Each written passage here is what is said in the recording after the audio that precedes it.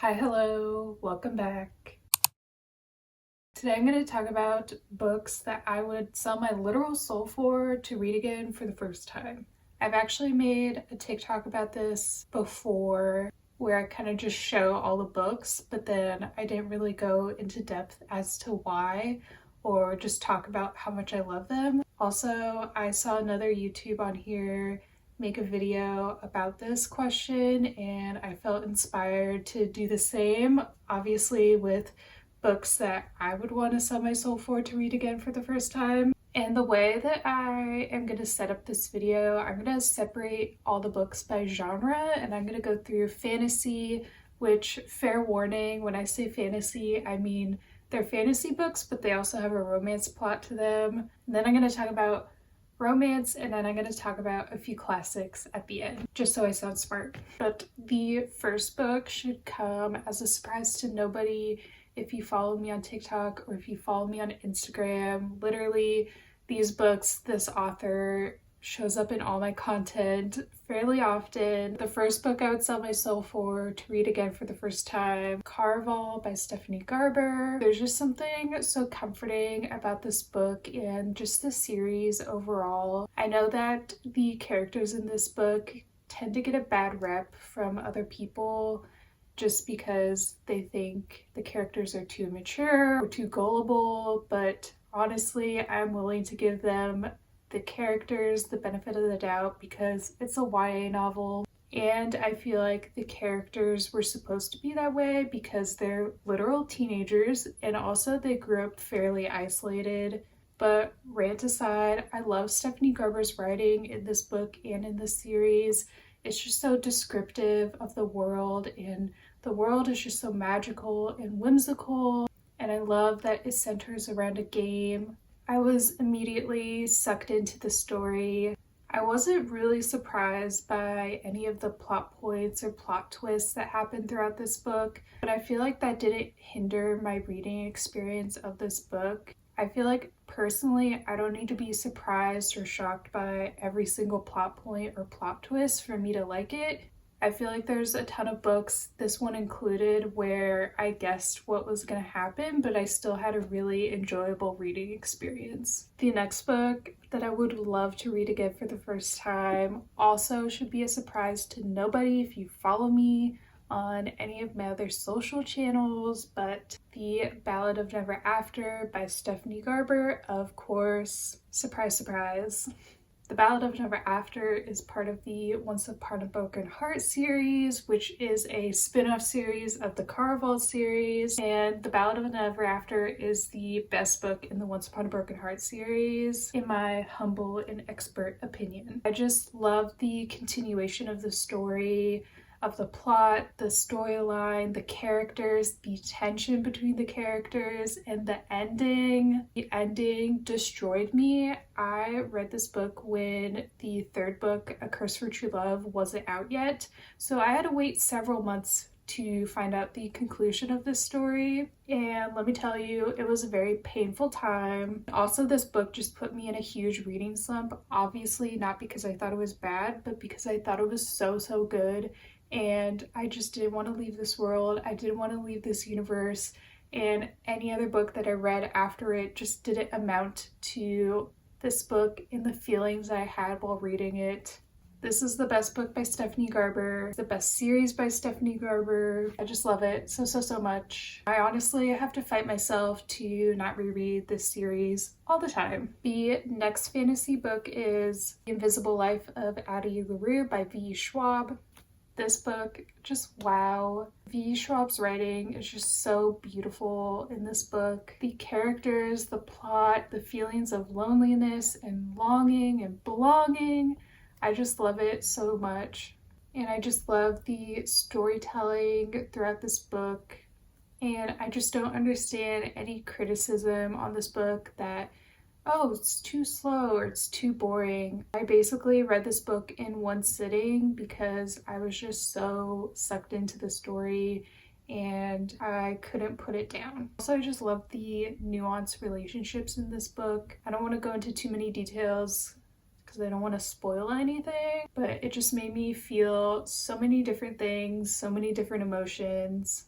And the ending, I just thought it was so perfect for this book and the characters, the story. It was everything. In the final book in the fantasy genre, Two Twisted Crowns by Rachel Gillig. This is the book that follows One Dark Window, and I think it's the best one in the duology, in my opinion. Obviously, once again, my expert and humble opinion. But what I loved about this book is that it wasted no time to get right into the story, into the plot. It was so perfectly paced. There was not a moment where I was bored or I thought there was a lull in the book. Every single chapter, every single line was needed in this book. Also, I just love the multiple character perspectives and just the exploration of other characters' storylines. Also, the ending just really got to me. I feel like it wasn't even supposed to be sad, but why did it make me cry? Basically, read this also in one sitting. It was so good. I wish I could just read it again for the first time and just experience the story, the characters, all again for the first time. I loved it so much. Also, this is Rachel Gillig's debut series, and One Dark Window is her debut novel. And I can't believe that she just wrote such a unique world and a unique magic system, and I just can't believe it. Now on to the next category, which is romance. And honestly, you're going to see a big theme in this category. I love contemporary romances, but I love a romance that there's just so much more than just the romance. I feel like it just adds depth to the novel and the characters, and I just love it. And to kick off this category, obviously, the first one is Beach Read by Emily Henry. Honestly, where do I get started with this book? Beach Read is the book that got me back into reading as an adult, and I have memories of laying down in my bed and reading this book at night. And it started my love obsession with Emily Henry. I will literally read anything that she writes, even if it's just like a note, please send it to me, I'll read it. I love the story, I love the characters, obviously I love the romance, and I love the discussion of grief throughout this whole novel. I would love to read it again for the first time because I honestly don't think I appreciated it enough when I read it for the first time.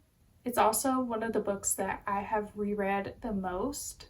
And to follow up Beach Read, of course, I had to include my favorite Emily Henry novel, which is Happy Place. Listen, I cannot not put Emily Henry twice on this list. She's just so amazing, one of my favorite authors of all time.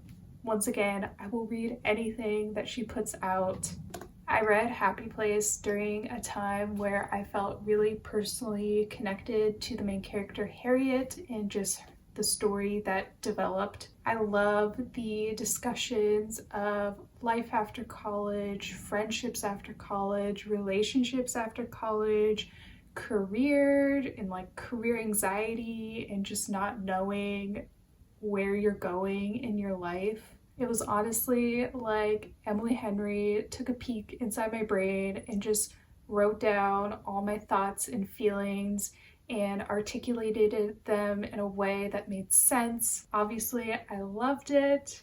Also, just random note, but this book made me believe in second chance romance. I usually don't really like that idea or that trope, but Emily Henry just did it right for me personally. Also, one final note about Happy Place. Why is it called Happy Place when it just made me sad and cry? The final book in the romance category I would sell my soul to read again for the first time is, of course, The 7-Year Slip by Ashley Poston. This was the first book that I read in 2024, and honestly, it's going to be my favorite book of 2024.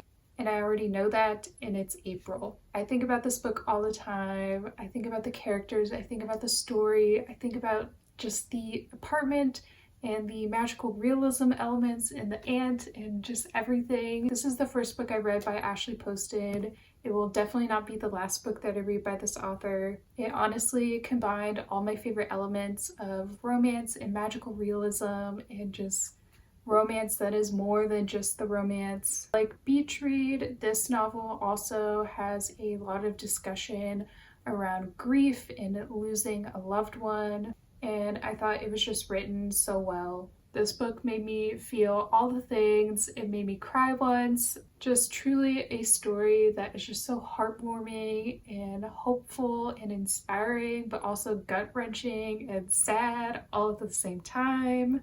If you can't tell, I have a theme in the romance novels that I like and love. And now on to the classics category. I honestly don't read that many classics. I probably should read more, but I am such a mood reader, and I feel like these days I've been reading a lot of fantasy novels.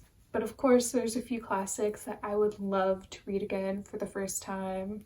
And starting off with easily my favorite classic of all time, Jane Eyre by Charlotte Bronte. Excuse this cover, it's not my prettiest edition of this book, but it was just the one that was closest to me, and I was too lazy to walk downstairs and get my nicer editions of this book. But I love Jane Eyre. I've pretty much also seen every movie and TV show adaptation of this.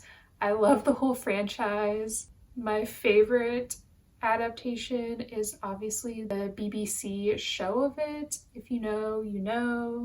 But I just loved Jane as a character and going through her life with her. There's such a quiet resilience and power about her that is just so admirable and inspiring. Honestly, there's so much more I could say about this book, but I don't want this video to turn into a 20-minute video essay all about Jane Eyre, so I'm gonna keep it short and sweet. Another classic that I absolutely loved was Emma by Jane Austen. Also, just look at this vintage cover I have of Emma. The owner wrote her name on the inside of the book, and I think this particular edition, it was published in 1964.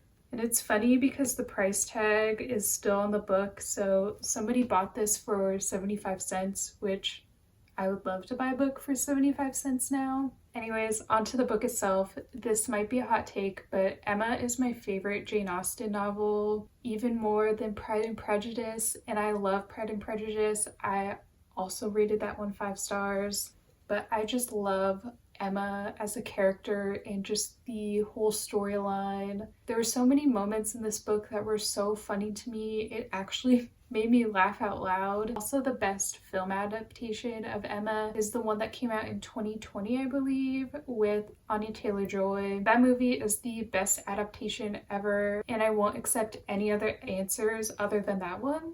Also, I know a lot of people didn't really like Emma as a character, but I thought she had a great redemption arc throughout the whole book. She learns and she grows and she becomes a better person by the end of it.